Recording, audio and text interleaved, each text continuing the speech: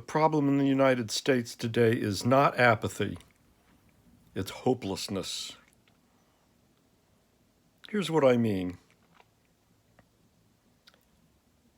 I know from personal experience that when I go on the streets of Boston in my neighborhood of Allston-Brighton and I ask people to sign a statement that says that their larger goal is removing the rich from power to have real, not fake democracy with no rich and no poor, 9 out of 10 people sign it readily. When they read the statement, their first question was, where do I sign? I collected 1,021 signatures for this revolutionary egalitarian statement of belief just in my neighborhood of Allston-Brighton, which is not that large. It has a total population, I think, of 66,000 people. So it's just a neighborhood of Boston, just a part of Boston. And yet I was able to collect 1,021 signatures standing in various public places, in front of supermarkets, in front of CVS stores and so forth, easily. Every single one of those signatures was from a person that I told they had to read the statement in full before they signed it.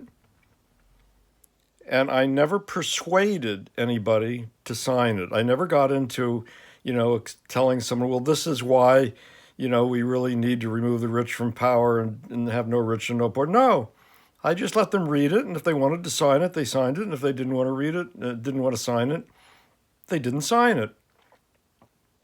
9 out of 10 signed it. I know from asking people in 5 neighborhoods of Boston whether they think it's a good idea or a bad idea to remove the rich from power, to have real, not fake democracy with no rich and no poor, that about 90% say it's a good or a great idea. Even 86% said that at a pro-Trump rally that was all white people with American flags and wearing the Trump Make America Great Again hat. Yeah, really, even there. 86%, 43 out of the 50 random people I asked. So what that means is that people do care. People know we have a fake democracy. People don't like it. People know the rich run things, and they would love it if we could remove them from power. People think we should have no rich and no poor even.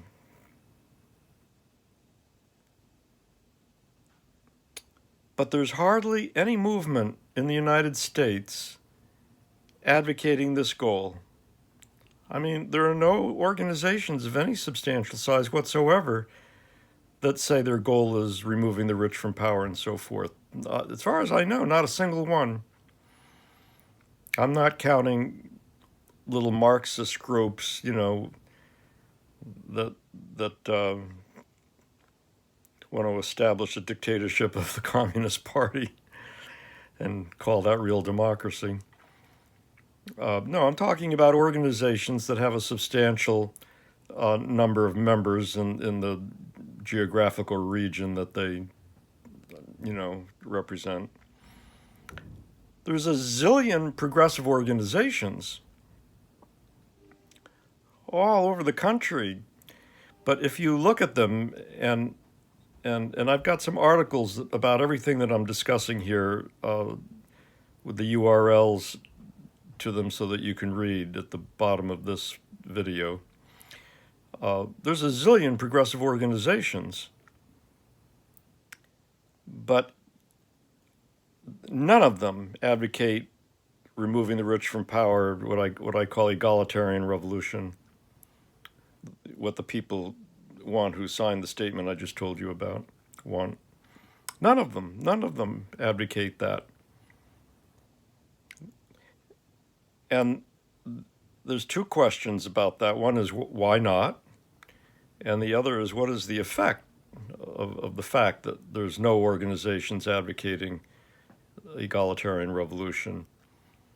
Well, one of the effects, obviously, is that it creates hopelessness about the possibility of removing the rich from power to have real, not fake democracy and no rich, no poor. I mean, how could you be hopeful about doing that when there's not a single organization that says it wants to do it? It creates the impression that nobody wants to, or if they do, they're certainly not determined enough to be organized to do it. So we have tremendous hopelessness. All these people that signed this egalitarian revolutionary statement, I've been trying to persuade them to become organized, and I have not been very successful, frankly. And I think the reason is that they don't think it's a sensible thing to devote time and energy towards. They feel it's a hopeless situation.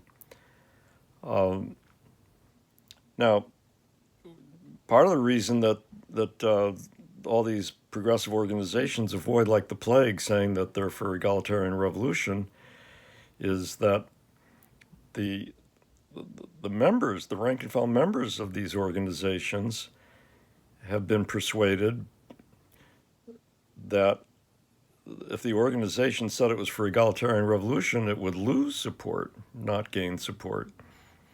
And that therefore it's a wise decision for the leaders of the organizations to avoid any mention of wanting to remove the rich from power and so forth. But why do the rank and file members feel this way? Personally, I know for a fact, 'cause I've talked to many of them, personally they would love an egalitarian revolution. But why do they think that the general public would oppose it? Well, one of the reasons is that the mass media, owned by the rich or controlled by the rich, censor any expression of wanting to remove the rich from power to have real, not fake democracy with no rich and no poor. It's censored. If you base your opinion about what the general public thinks on what you read in the newspapers and hear on the radio, you would have to come to the conclusion that nobody wants an egalitarian revolution except yourself, maybe a personal friend or two. And yeah, that is the general impression that people have of the general public.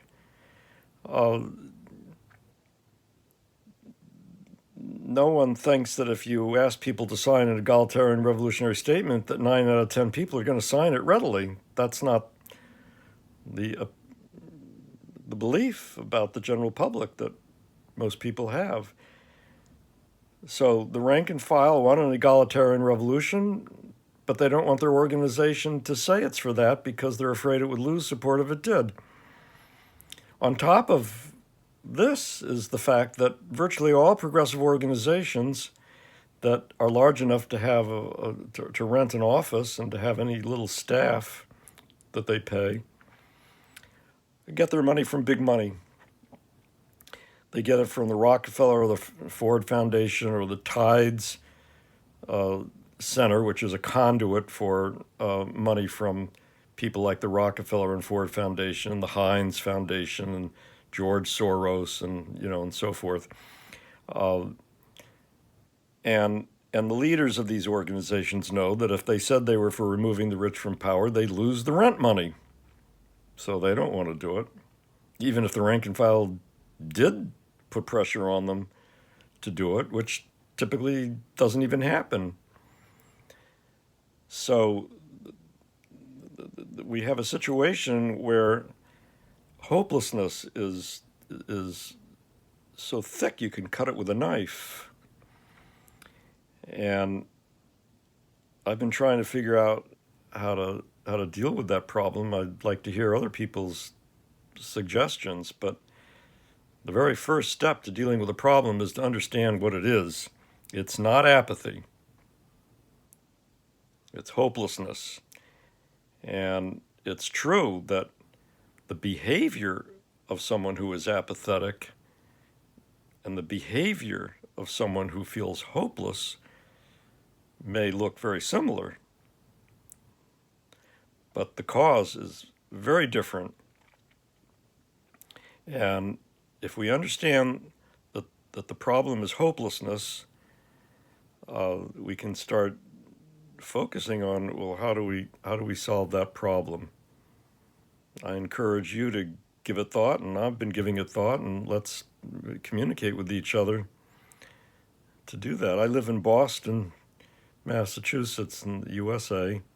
If you live near there and want to help me to build the egalitarian revolutionary movement there, get in touch with me. My email is in the written below at the bottom of this video. Thank you.